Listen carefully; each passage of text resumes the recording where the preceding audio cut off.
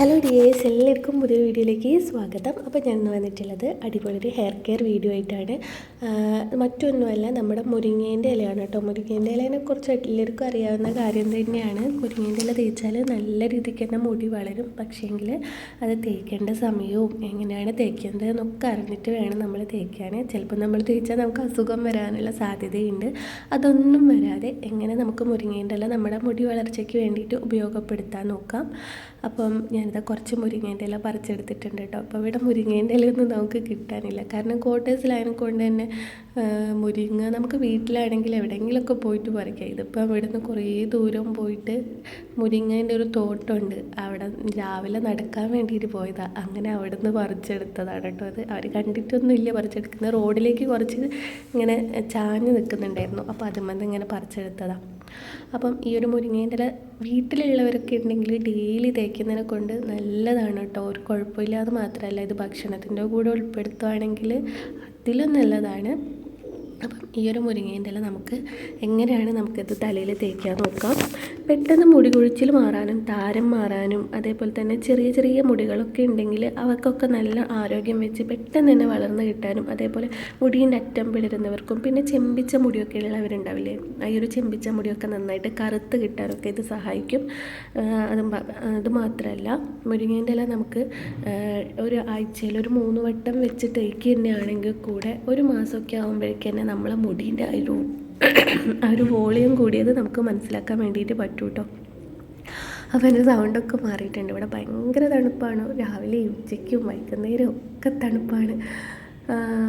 അതുകൊണ്ട് ഇങ്ങനെ സൗണ്ടിലൊക്കെ നല്ല മാറ്റം വന്നിട്ടുണ്ട്. പിന്നെ അതും കുറച്ചും കൂടെ അങ്ങനെ കുറഞ്ഞ് കിട്ടിയത് ഓരോന്നിങ്ങനെ ഉണ്ടാക്കിയിട്ടൊക്കെ കഴിച്ചിട്ടാണ്. എപ്പോഴെപ്പോഴും ഇങ്ങനെ ഹോസ്പിറ്റലിൽ പോകാൻ കഴിയായിട്ട് നമ്മുടെ നാരങ്ങയും അതേപോലെ ഇഞ്ചിയും വെളുത്തുള്ളിയൊക്കെ ആക്കിയിട്ടുള്ള വെള്ളമൊക്കെ കുടിച്ചേരിയാണ് ശരിക്കും സൗണ്ടൊന്ന് കിട്ടിയത് തന്നെ.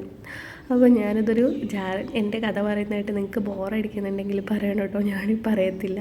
അപ്പം ഇത് ഞാൻ ജാറിലേക്ക് ഇട്ട് കൊടുത്തിട്ടുണ്ട് കേട്ടോ. ഇനിയിത് ചെറു ചൂടുവെള്ളം, ഇളം ചൂടുവെള്ളം ഒഴിച്ചിട്ട് വേണം അടിച്ചെടുക്കാൻ.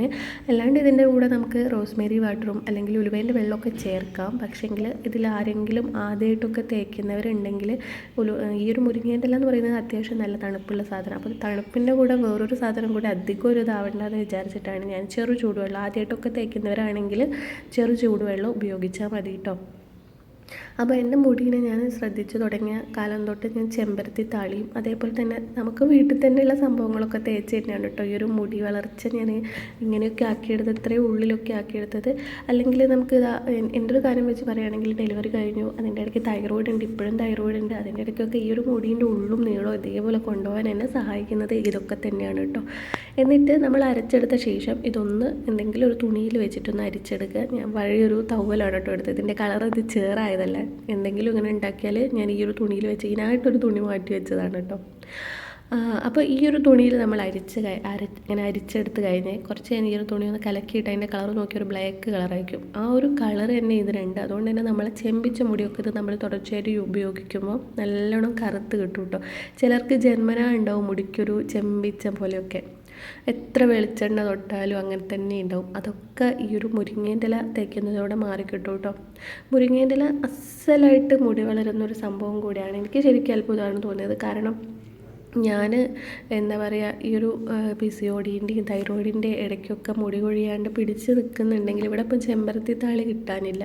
ഇത്രയും ദൂരം ഞാൻ പോയിട്ട് ഈ ഒരു മുരിങ്ങേൻ്റെ ഇലയും പിന്നെ റോസ്മേരി ഞാൻ ഉപയോഗിക്കുന്നുണ്ട് കേട്ടോ. അതൊക്കെ പറിച്ചെടുത്ത് തലയിൽ തേച്ചത് കൊണ്ട് മാത്രമാണ് എനിക്ക് ഇതിൽ നിന്നൊക്കെ രക്ഷ നേടാൻ പറ്റിയിട്ടുള്ളത്. പിന്നെ നമ്മുടെ കയ്യിൽ എപ്പോഴും ഇതേപോലത്തെ ഒരു ചീപ്പ് ഉണ്ടാവണം കേട്ടോ. അത്യാവശ്യം പല്ലകന്നിട്ടുള്ള വലിയൊരു ചീപ്പ്.